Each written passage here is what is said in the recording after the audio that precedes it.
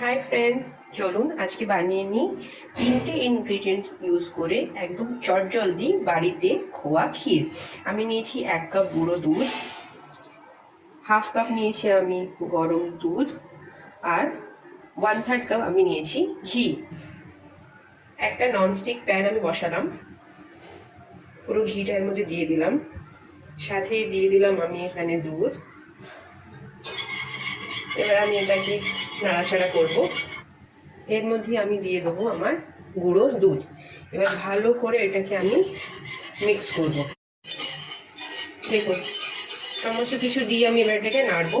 ততক্ষণ অবধি নাড়তে হবে একদম স্লো ফ্লেমে করে, যতক্ষণ না টেক্সচারটা একদম গাঢ় হয়ে যায়।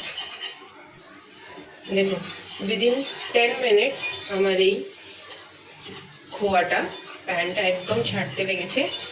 আর আমি এবার এটাকে একটা প্লেটে ট্রান্সফার করে নেবো।